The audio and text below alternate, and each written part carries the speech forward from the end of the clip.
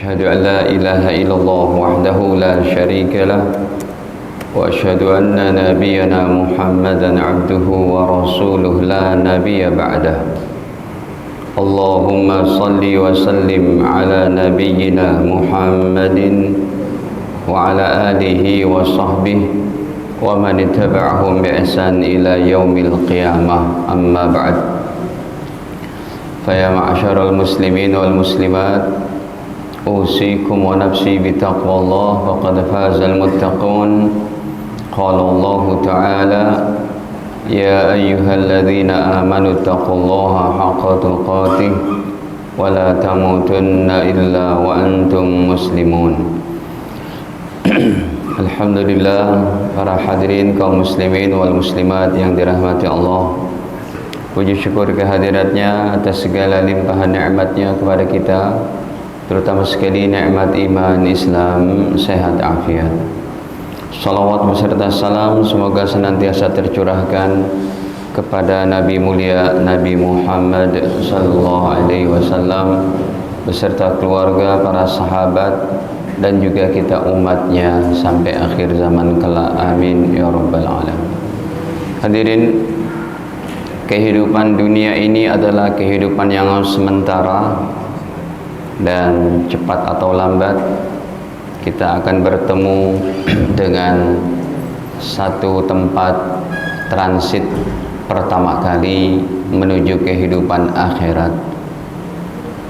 Semua manusia pasti akan kembali kepada Allah. Besar, kecil, laki, perempuan, kaya, miskin, semuanya pasti akan kembali kepada Allah. Sebagaimana ayat yang sangat terkenal, kullu nafsin dha'iqatul maut. Setiap yang hidup, setiap yang bernafas pasti akan merasakan kematian. Wa innama tuwaffawna ujurakum yaumal qiyamah. Dan sesungguhnya kalian akan diberikan, disempurnakan pahala kalian nanti di akhirat pada hari kiamat. Tidak cukup ruang dan tempatnya untuk menampung pahala-pahala orang beriman yang berlipat ganda. Maka faman zuhziha anin nar, siapa yang orangnya dijauhkan dari api neraka, wa udkhilal jannah, kemudian ia dimasukkan ke dalam surga sebagai yaitu ridha Allah Ta'ala, faqad faz, sungguh dia telah mendapat kebahagiaan. Wa mal hayatud dunya illa mata'ul ghurur, dan tidaklah kehidupan dunia ini kecuali hanya kesenangan yang menipu saja. Artinya kesenangan yang menipu kalau dunia ini, kehidupan dunia ini dijalankan tanpa iman, tanpa beramal soleh. Hadirin para jamaah yang dirahmati Allah, jadi fase kehidupan akhirat yang pertama kali adalah alam kubur. Hari ini kalau kita tanya kepada orang yang waras, yang normal, apakah Anda ingin hidup susah atau ingin hidup senang? Pasti jawabannya adalah senang. Ya, punya rumah, kendaraan, punya anak istri, ya, punya penghasilan, ya, enggak pusing mikirin ekonomi dan macam-macam. Tapi adakah di antara kita yang juga berpikir, ya memang harus kita pikirkan, sebagaimana kita hidup mau enak, mau senang, maka juga kita harus berusaha supaya mati kita mati yang enak, mati yang senang, meninggal yang penuh dengan keredaan Allah Ta'ala. Nah, ini pentingnya supaya senantiasa kita jaga daripada iman dan amal soleh kita. Terlebih setelah Ramadan ini, ya tidak ada amalan kecuali istiqomah yang harus kita jalankan. Ramadan hanya sebagai tempat dan waktu pembelajaran saja. Ramadan boleh habis, tapi semangat ibadah, semangat berakhlak mulia, semangat baca Quran dan tahajud, semangat menuntut ilmu, semangat mencari nafkah yang baik, yang halal, itu tetap harus terjaga. Intinya di luar Ramadan ini semangat kita tetap menjadi orang baik. Hadirin, kehidupan alam kubur, di antara dalil Al-Qur'annya adalah yang pertama dalam surat Ghafir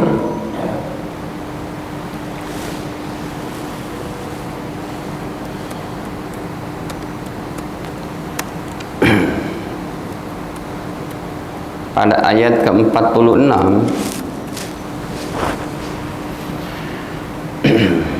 Allah Subhanahu wa taala berfirman, ya, an-naru yu'radun 'alaiha ghuduwan wa 'ashiyya.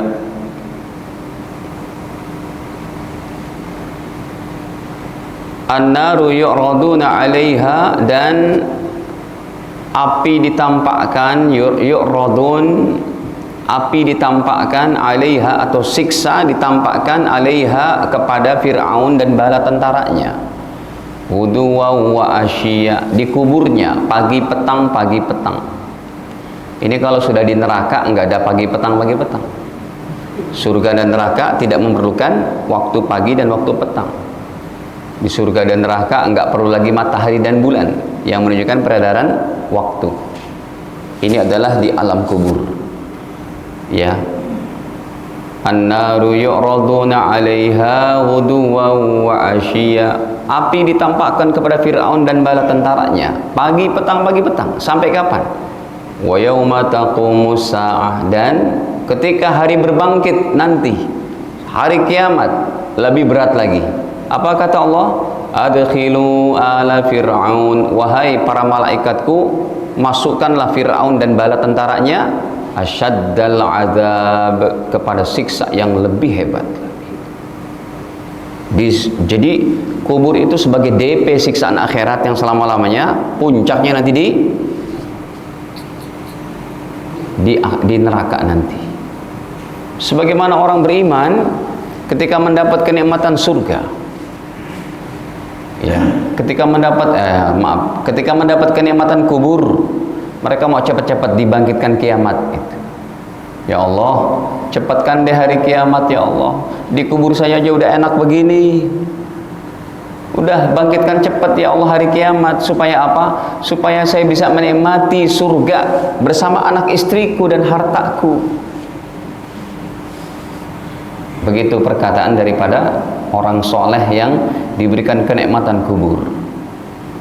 Makanya jangan bosan hadirin jadi orang soleh. Jangan bosan jadi orang yang istiqomah. Ya, kalau kita bicarakan keutamaan tetap ibadah kepada Allah sampai mati, itu banyak sekali itu hadis-hadisnya. Ya, bisa sampai keutamaannya sampai 20 lebih itu. Atau nanti saja. Hadirin, yang kedua, orang-orang munafik ini akan disiksa 2 kali. Pertama di kubur, yang kedua di akhirat nanti. Contohnya dalam surat At-Taubah.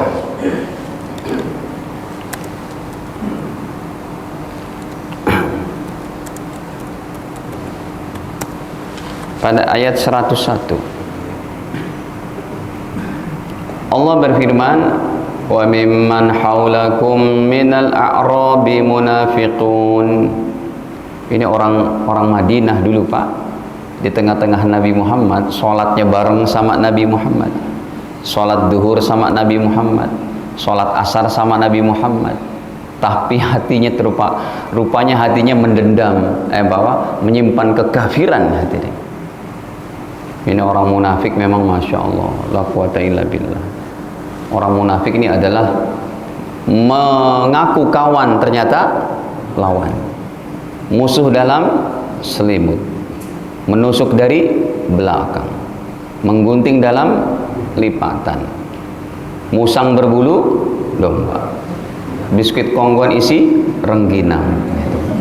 6 tuh ya, Saking keselnya Allah kepada orang munafik, lebih besar dosanya daripada kafir, musyrik, murtad. Kafir, musyrik, murtad, mati dalam keadaan begini 3 perkara udah nggak ada ampunan. Kalau munafik bukan cuma nggak ada ampunan, disiksa di kuburnya, disebutkan hadisnya, ayatnya, di akhiratnya lebih keras lagi, kemudian nerakanya pun paling bawah. Kalau kafir, musyrik, munafik, kafir, musyrik, murtad, mereka adalah kafir untuk diri sendiri. Tapi kalau munafik, menusuk dari belakang. Ngakunya muslim, ternyata kafir. Mengaku kawan, ternyata lawan. Ya, coba kita lihatkan. Wa mimman haulakum minal a'rabi munafiqun. Dan ada orang itu, kata Allah, di sekeliling kalian munafiqun, orang-orang munafiknya. Wa mimman haulakum minal a'rabi munafiqun. Di sekeliling kamu itu ada orang Arab Badui yang munafik. Ngaku Islam, sholat duhur asar bersama Nabi, tetapi kafir ternyata. Nabi nggak tahu tuh Pak, karena isi hati seorang Nabi tidak mengetahui.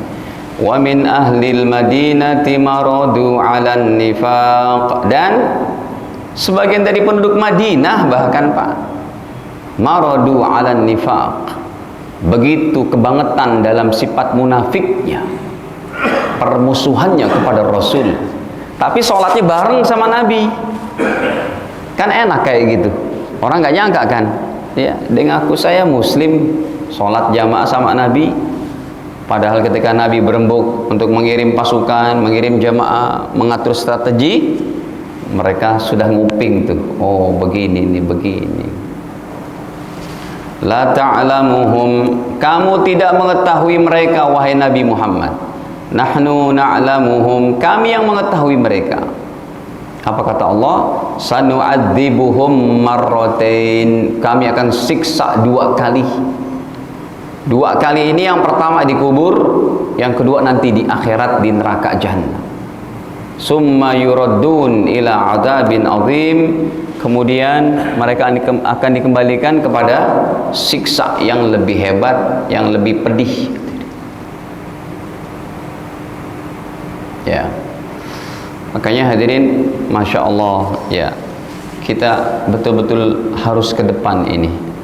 Makanya dalam kita mengkaji ilmu ini, mengkaji hadis, supaya datang kepada hati kita rasa takut kepada Allah, rasa rindu dengan kehidupan akhirat. Dengan cara apa pelampiasannya? Jadi hamba yang baik, ibadah yang baik, akhlak yang mulia, tidak menyakiti orang, tidak menyakiti tetangga. Ya, hablum minallah, hablum minan nas, baik. Ya.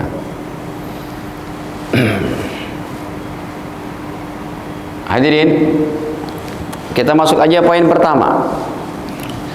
Alam kubur adalah menakutkan.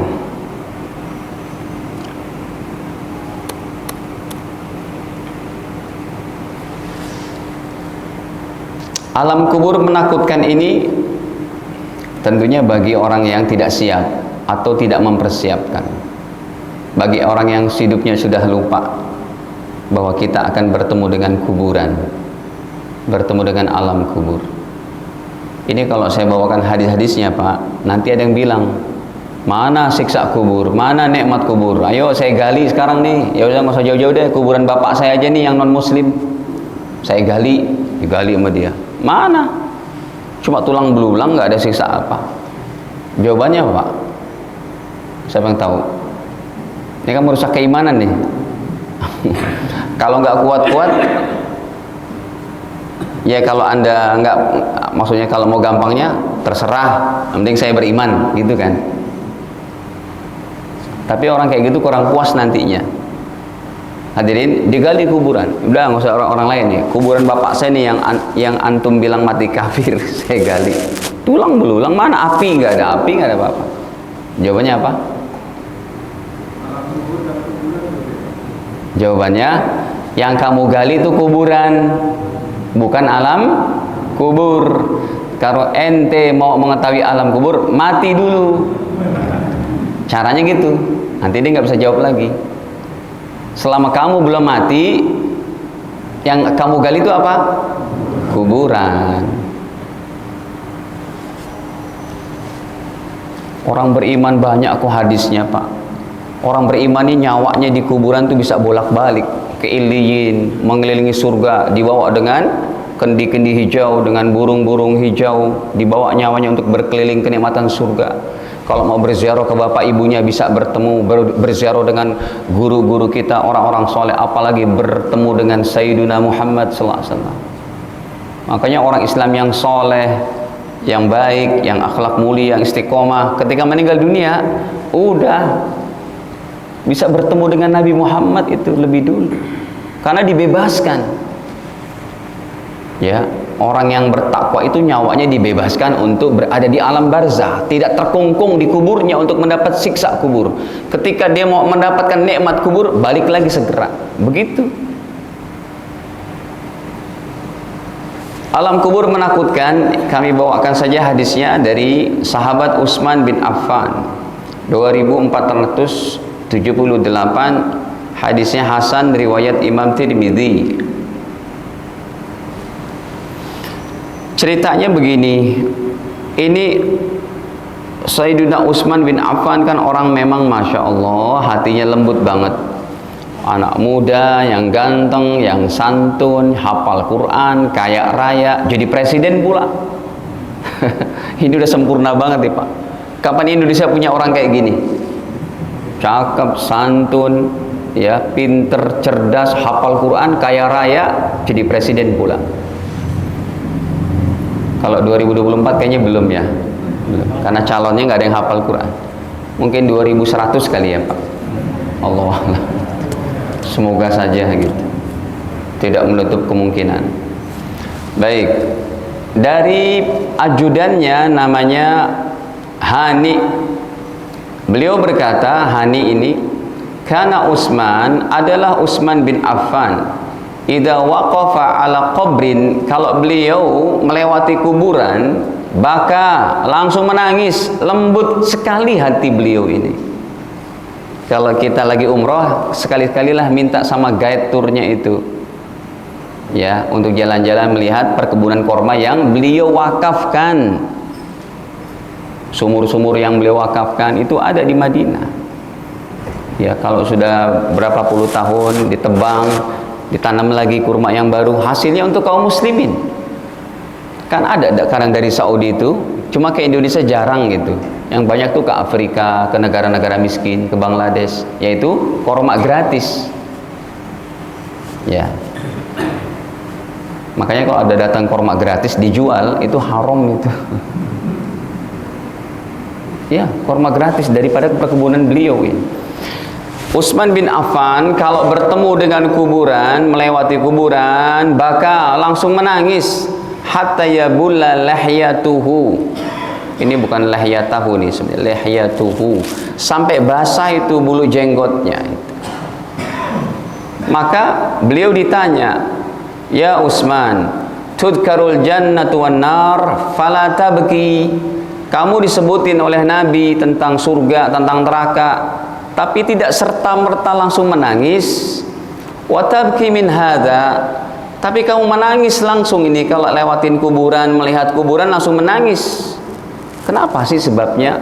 Faqal, Utsman bin Affan menjawab, "Inna Rasulullah sallallahu alaihi wasallam qala," begini loh masalahnya. Aku pernah mendengar Nabi bersabda, "Innal qabra," sesungguhnya kuburan, "awwal manazilil akhirah," adalah tempat singgah pertama kali alam akhirat. Kuburan itu tempat singgah pertama kali. Fa inna jaminhu, maka siapa orangnya yang selamat dari kuburan, fama ba'dahu aisar minhu, alam-alam akhirat selanjutnya akan mudah baginya. Alam mahsyarnya mudah, alam syafaatnya mudah, alam hisabnya mudah, alam mizannya mudah, alam timbangannya mudah, alam siratnya mudah. Tapi wa illam yanju minhu, kalau kuburnya aja udah susah, kuburnya aja udah keblangsak, fama ba'dahu asyaddu minhu, maka kehidupan selanjutnya teramatlah sulit baginya. Ya. Hadirin, kemudian beliau melanjutkan, saya juga mendengar Nabi bersabda, kata beliau, ma ra'aitu mandhara, kata baginda Nabi, aku tidak pernah melihat satu pemandangan qattu, sama sekali. Qattu itu artinya sama sekali. Illa wal qabru abza' minhu, kecuali kuburan yang pemandangannya sangat-sangat menakutkan, kata Nabi SAW. Tapi kalau kita siap, insya Allah, ya, ini kesempatan kita. Dengan kita mengkaji ini, kita masih bisa mempersiapkan. Ya. Baik, yang kedua hadirin, alam kubur menakutkan. Yang kedua, alam kubur gelap gulita. Lah, kok gitu?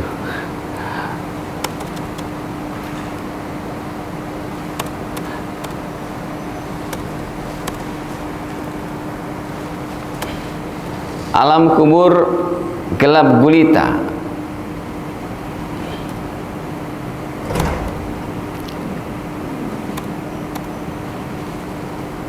Ini kita buka hadisnya, riwayat Imam Bukhari Muslim. Dalam Sahih Muslimnya saja nomor 2259. Poin yang kedua hadirin, bahwa alam kubur adalah gelap gulita. Ya, tentu bagi orang yang nggak memperhatikan ibadah, apalagi nggak beriman. Ceritanya begini, annam ra'atan sauda, ada seorang wanita berkulit hitam, kanat taqumul masjid, tugasnya membersihkan Masjid Nabawi.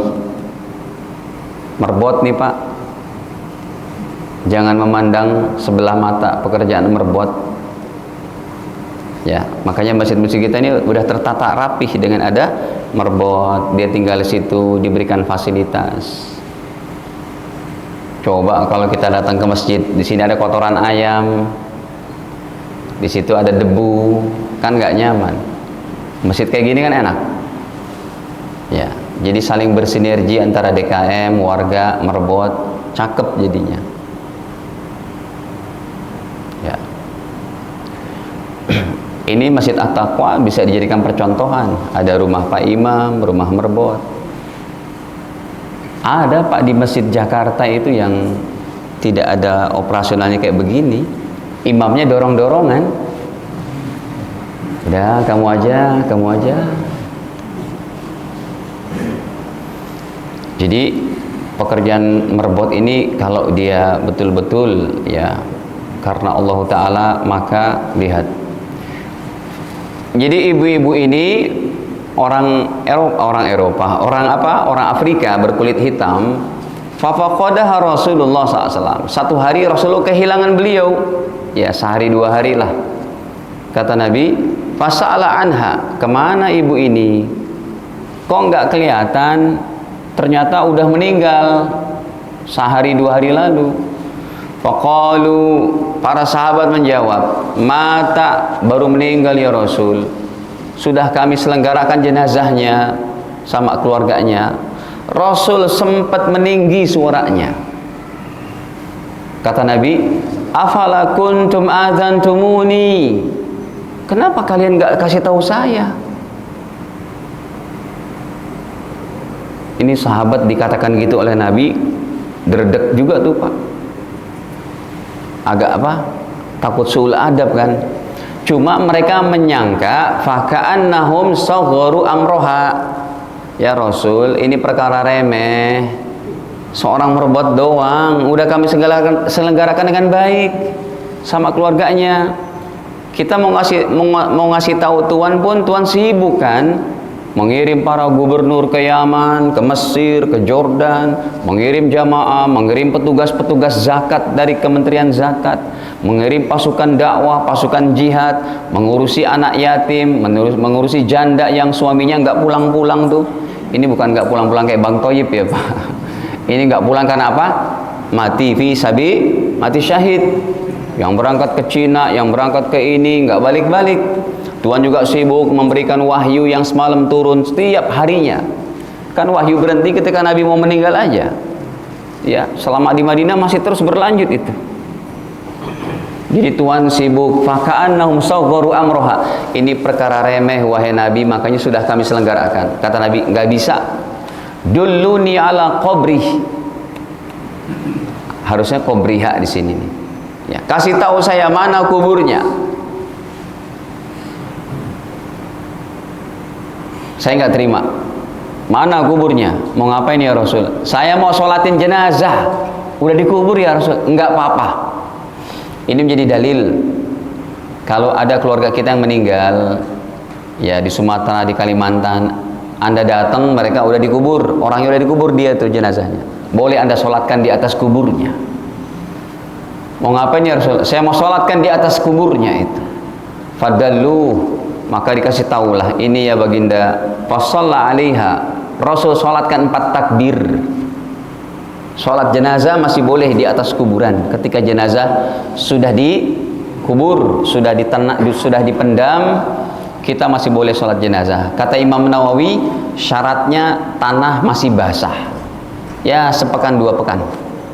Jangan hadis ini Anda amalkan untuk kakek Anda, Pak. Ya udah meninggal 60 tahun lalu. Mau ngapain? Mau ngamalkan hadis ini? Pak, itu jenazah tanahnya udah kering ibaratnya gitu. Ini tanahnya masih basah. Sehari 2 hari lah. Ya paling lama seminggu 2 minggu. Jadi kalau ada anak orang Islam lagi kuliah di Amerika, orang tuanya meninggal, tahu nggak Pak perjalanan dari Amerika ke sini berapa hari? Lama itu. Kalau berangkat ke sana hari Jumat, pokoknya hari Sabtunya nggak tahu di mana, tiba-tiba sampai sini hari Ahad aja. Ya, 2 harian gitu.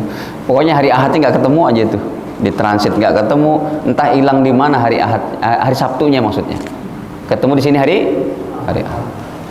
Nah, kasih tahu, udah kuburin aja, karena jenazah ini sunnah segera dikuburkan. Meninggal habis zuhur, udah nggak usah nunggu sampai besok, segera udah. Pak RT tetangga tolong siapkan pekuburannya, surat-suratnya, birokrasinya, bayar untuk tukang gali dan macam-macamnya. Selesaikan hari itu juga. Nanti anaknya datang, udah kita ajarkan hadis ini. Nah, silakan, sebagai pahala bagimu dan sebagai pemberat pahala bagi orang tuamu, kamu datang ke kuburnya, sholatkan dia. Baik, kalau jenazahnya laki-laki, ini kepala, saya menghadapnya ke sana ya. Oke, biar antum pahamnya gampang. Ini kepala, ini kaki. Saya ngalah lah, ya kan? Ini kuburan, menghadap kiblat kan? Ini kepala, ini kaki. Anaknya kita suruh dirinya di depan kepalanya. Kalau yang meninggal bapaknya, kalau yang meninggal ibunya di tengah-tengah kuburannya. Tapi untuk menyolatkannya itu kakinya harus, kan ada 2 macam nih masuk ke kuburan, ada yang pakai sendal, ada yang tidak. Kalau yang pakai sendal, yang tidak pakai sendal, hati-hati kalau diinjek kotoran kucing dan macam-macam, takutnya jadi apa? Najis, apalagi kotoran anjing, najis berat itu. Nah, kalau yang pakai sendal, pas dia mau nyalatin di depan kuburannya, sepatu sendalnya itu diangkat, diinjek di atasnya. Ya, ini sendal, buka, injek di atasnya. Ada yang paham kenapa begitu? Iya, karena kalau kita tetap sholatnya dipakai sendal atau pakai sepatu, khawatirnya di bawah ada najis. Maka copot dulu sepatu sendalnya, injek di atasnya, baru sholat 4 takbir. Allahu Akbar. Ustadz, saya malu. Nggak usah malu, ngamalkan apa? Ilmu. Emang insya Allah orang di pekuburan nanti pada heran sama antum itu. Ngapain itu sholat? Saya juga pernah diprotes di masjid, di kuburan Pondok Kelapa itu. Wali santri, orang tua santri yang saya didik meninggal. Ya, ibunya di Amerika, bapaknya di Pondok Kelapa. Bapaknya meninggal. Saya datang ngejar-ngejar, macet, udah dikubur. Saya sholat sama santri-santri saya yang ikut. Allah Akbar, 4 takbir. Udah gitu diprotes. Yang protes ustadz pula. Antum apa-apaan nih buat model baru kayak gini? Saya bilang, ya Allah, dia nguburin, dia nggak tahu, dipanggilnya ustadz nggak tahu, berarti kan ini ustadz nggak ngerti berarti. Saya mau jawab apa ya? Nanti deh, kalau orang udah pada nggak ada, kesian juga, ntar malu dianya. Nah, saya bilang, Ustadz, itu ada hadisnya dalam Sahih Bukhari Muslim. Ini hadisnya. Masa sih? Saya baru dengar. Ya makanya lo jangan ngotot dulu, gitu. Bahasa Betawinya gitu. Baik, kemudian kata Nabi, inna hadhil qubur mamlu'atun zulmah. Sesungguhnya pekuburan ini penuh dengan kegelapan, kata Nabi. Setelah beliau sholatkan, beliau katakan, kuburan ini semua penuh dengan kegelapan. Wa innallaha azza wa jal, dan sesungguhnya Allah yang maha perkasa lagi maha mulia, yunawwiruha lahum bi sholati alaihim. Allah kasih cahaya kepada mereka karena aku sholatkan, aku doakan mereka. Jadi kalau kita berdoa untuk kuburan, berdoa untuk orang-orang arwah yang sudah meninggal, itu datangnya doa kita sebagai cahaya bagi mereka, gitu. Yang bosan-bosan Pak, berdoa tiap habis sholat, Allahumma gfir lil muslimin wal muslimat al ahya'i minhum wal amwat. Apalagi bapak ibu kita, Allahumma gfir li wa li walidayya warhamhuma. Dah, yang ketiga, hadirin, yang ketiga adalah kuburan. Oh, ini seram juga, ya Allah, himpitan kubur. Yang ketiga adalah himpitan alam kubur. Himpitan alam kubur ini mengenai siapa saja, termasuk anak kecil yang belum berdosa. Oke, kita tampilkan dulu nih. Sahabat yang meninggal dunia dikabarkan oleh Nabi sebagai arsy Allah bergetar, Pak. Hadisnya Sahih Bukhari Muslim atau Bukhari saja. Arsy bergetar. Bumi kita tuh dibandingkan dengan arsy nggak ada segini-gininya bumi kita. Ya, bumi kita sampai digulung, dilipat, dijadikan satu, digabungkan sampai langit ketujuh seperti kelereng. Arsy seperti bumi ini, Pak. Begitu hebat besarnya Allah ciptakan arsy, makhluk terbesarnya ini. Nah, arsy itu bergetar dengan kabar dari Nabi SAW ketika meninggal sahabat yang mulia namanya Sa'ad bin Mu'az. Coba kita lihat.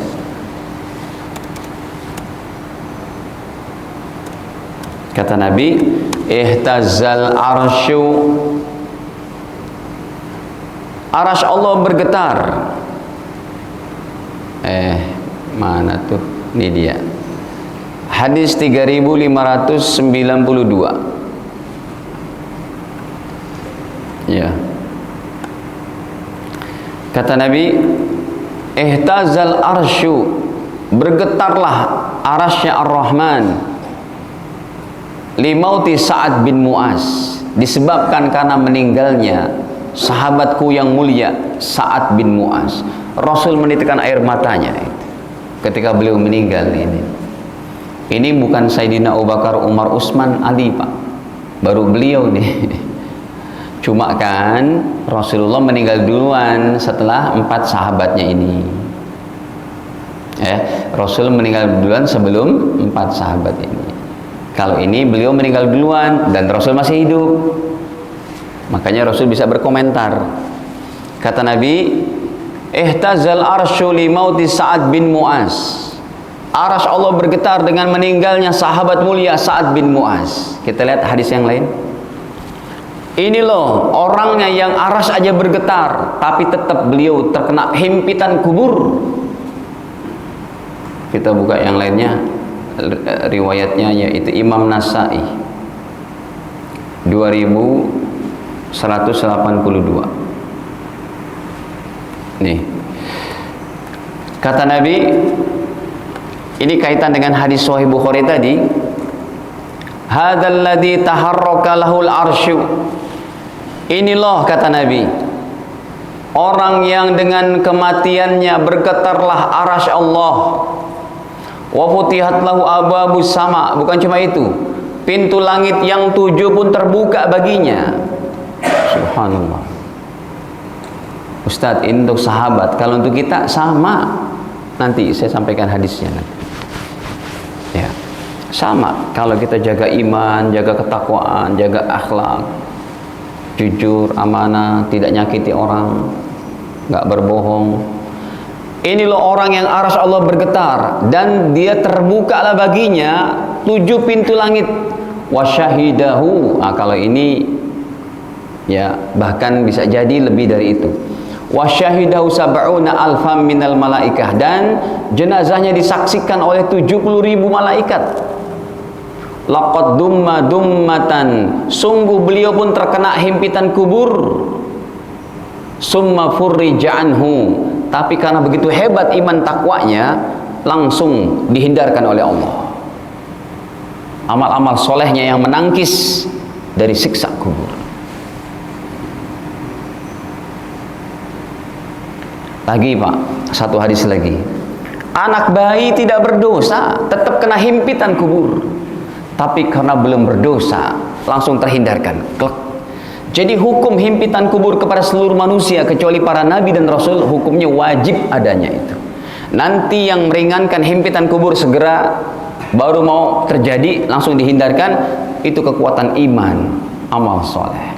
Hablum minallah, hablum minan nas baik. Ini lihat hadisnya yang lain, cukup jauh hadisnya. Nih, rijalnya rijal yang sahih, riwayatnya juga jauh ya.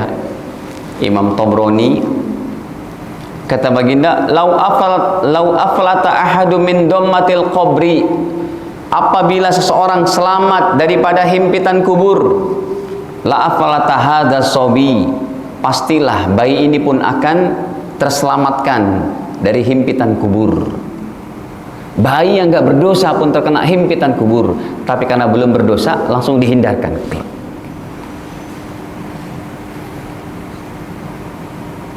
Ya, hadirin para jamaah dirahmati Allah. Kemudian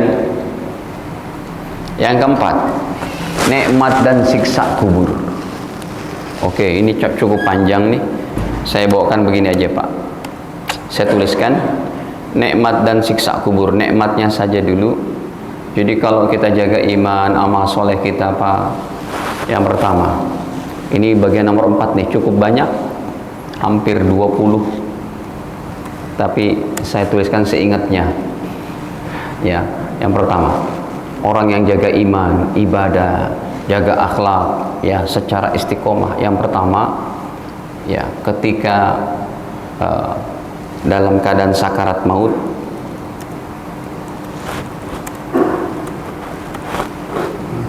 Allah kirim malaikat yang begitu banyak. Kayak tadi itu. Ini untuk orang biasa juga kayak kita Pak. Sejauh mata memandang. Berarti jutaan tuh malaikatnya. Hadis tadi 70 ribuan, itu yang menyaksikan secara khusus. Tapi yang mengiringi jutaan. Karena lafaz hadisnya itu sejauh mata memandang.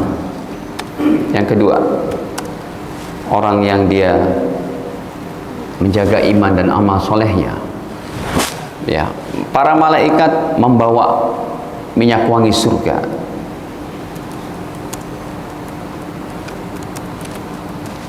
Yang ketiga, mereka membawa kain kafan surga. Minyak wangi surga, parfum surga, kain kafan surga tidak akan bisa dibeli dengan harta seberapapun. Ya. Saya bawa jamaah umroh, ada eksekutif muda, ada orang-orang kaya, bisnismen, yang jamnya paling nggak Rolex. Pak Ustadz, antar sebentar kita yuk. Di bawah tower Zam-Zam kan ada tuh, di sini apotik, di sini ada yang jual jam Rolex, ada yang jual apa itu minimarket Bin Daud, ada juga yang jual minyak wangi. Baik, tanyakan dong Ustadz, ini berapa satu botol ini? Saya tanya, kam real hada? Dia jawab, salas alaf real, ini 3.000 real katanya. Terus Pak Haji itu bilang, Pak Ustadz mau satu enggak Pak Ustadz? Saya jawab, Pak, mendingan mentahnya aja deh, Pak. Ngapain saya pakai minyak wangi 11 jutaan kayak gitu? Mendingan duitnya aja. Santri saya banyak yang duafa. Kan uangnya mendingan untuk apa? Operasional santri gitu. Ini minyak wangi surga.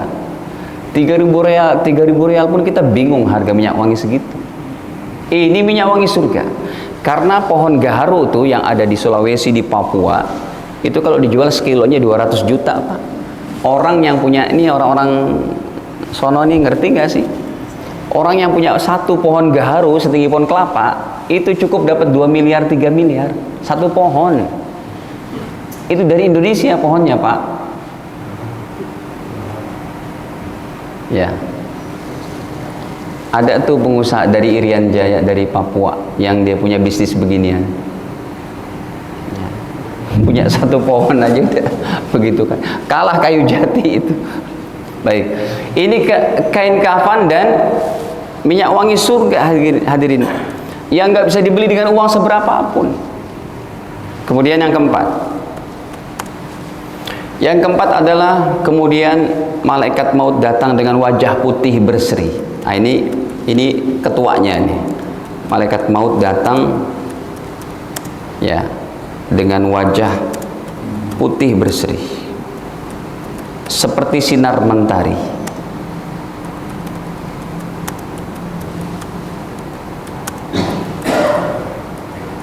Yang kelima, ketika malaikat maut mau cabut nyawanya, dicabut dengan lembut sambil mendoakan.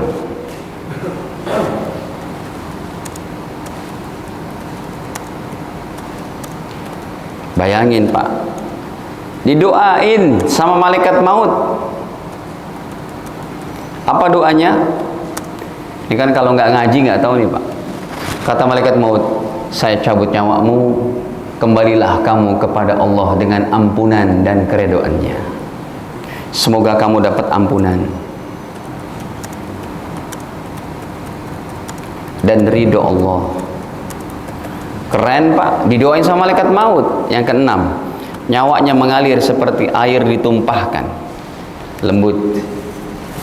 Nyawanya keluar ya seperti air ditumpahkan. Yang ketujuh,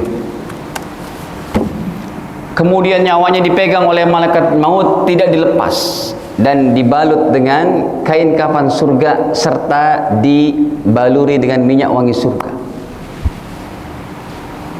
Ya.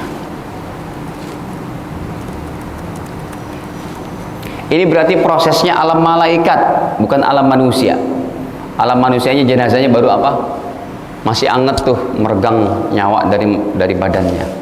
Ya, kemudian dikafani dan dibaluri parfum surga. Hebat sekali. Yang kedelapan, setelah itu nyawanya dibanggakan dari langit pertama sampai langit ketujuh.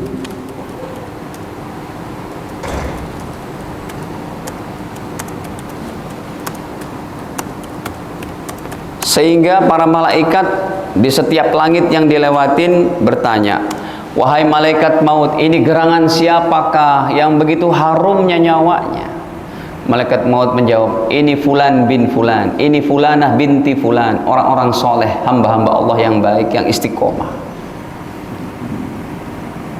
Kesembilan, sampai di langit ketujuh, Allah berfirman, wahai malaikatku, wahai malaikat maut, letakkan nyawanya, masukkan nyawanya ya dalam kelompok penyimpanan nyawa orang-orang soleh, namanya Illiyin. Nomor 9 ini. Nanti nomor 10-nya, ketika proses manusia secara alam syariat Islamnya berlaku, dimandi, dikafan, disolat, dikubur. Setelah dikuburkan, dari langit ketujuh Allah berfirman, wahai malaikatku, kembalikan nyawanya ke kuburnya untuk mendapatkan pertanyaan kubur.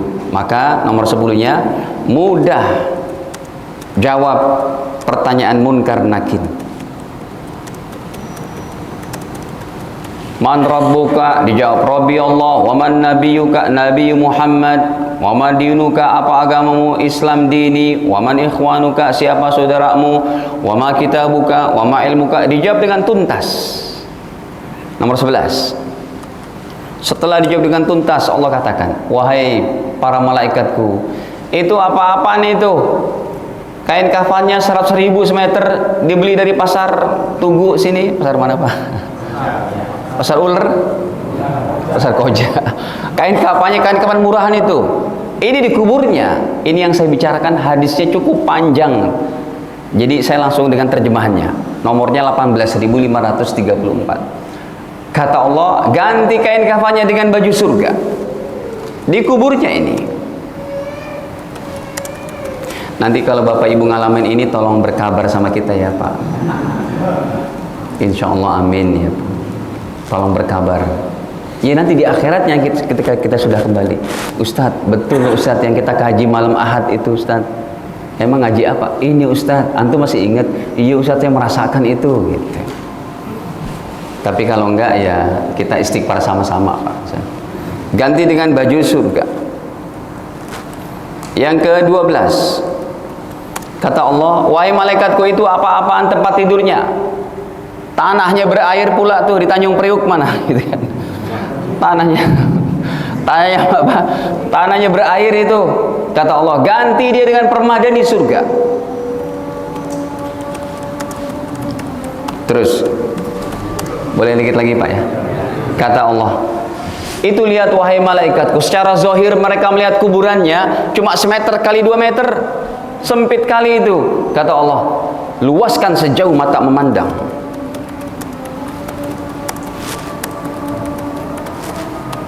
Ke-14, wahai para malaikatku, buka satu saluran air condition dari surga menuju kuburan hamba-hambaku yang soleh kayak begini.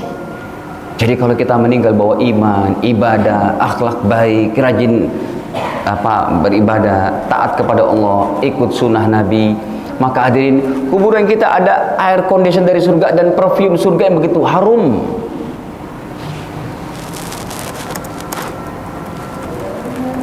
Saya tulis ya terjemahan bebas saya Pak. Satu saluran AC surga. Yang ke-15. Kemudian si jenazah bilang, ya Allah, bukan. Yang ke-15, datanglah kalau jenazahnya wanita cantik soleha. Datanglah wanita-wanita soleha dengan wajah cantik, ya harum, pakaiannya bagus. Kalau jenazahnya yang soleh, laki-laki jenazahnya. Datanglah pria-pria yang ganteng, yang handsome dengan pakaian baik. Si jenazah berkata, kamu siapa? Kata jenazah, kamu siapa? Kenapa kamu datang ke kuburku? Maka orang-orang ini menjawab, kami amal solehmu. Kami yang akan menangkis dari siksa kubur dan himpitannya. Kami akan berhadapan dengan himpitan kubur. Puasa kita menjelma, sholat kita menjelma, istiqomah kita menjelma, akhlak mulia kita menjelma. Jadi orang-orang yang baik, yang ganteng, yang cantik untuk menahan itu semua.